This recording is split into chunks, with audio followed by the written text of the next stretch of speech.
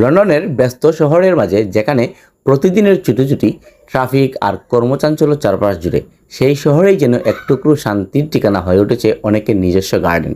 হ্যাঁ, আপনি ঠিকই শুনেছেন, এখানে প্রায় 90% মানুষ গার্ডেন করেন, অন্তত চেষ্টা করেন নিজের বাসার সামনে, পেছনে অথবা ছোট্ট এক কোনায় হলেও কিছু গাছ লাগিয়ে প্রকৃতির ছোঁয়া নিতে। আমার মামাতো ভাই সাবু ভাই থাকেন লন্ডনে। ওনার জীবনযাপনেও এই গার্ডেনিংয়ের প্রভাবটা চোখে পড়ার মতো। ওনার স্ত্রী, আমাদের প্রিয় ইমা বাবি, দুজন মিলে নিজের হাতে গড়ে তুলেছেন এক চমৎকার সবজি বাগান।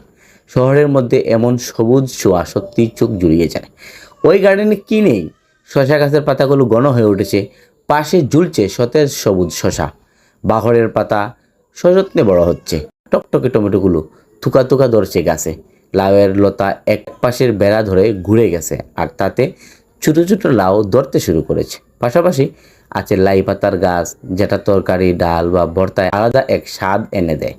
এই গার্ডেনে রয়েছে আরও নানা ধরনের দেশি বিদেশি সবজি, যার পরিচর্যা হচ্ছে প্রতিদিন সকাল সন্ধ্যায়।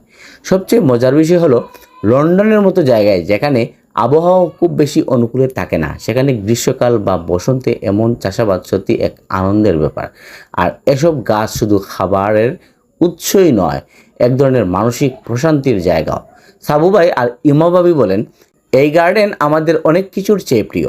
এটা শুধু গাছ না, এটা আমাদের সময়, ভালোবাসা আর যত্নের ফসল। তাদের মতোই লন্ডনের অধিকাংশ পরিবার চেষ্টা করেন নিজ আঙ্গিনায় কিছু না কিছু লাগাতে। কেউ ফুল, কেউ ফল, আবার কেউ সবজি।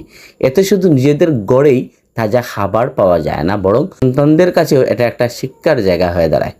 এজন্য প্রকৃতির সঙ্গে এক নীরব ভালোবাসার বন্ধন।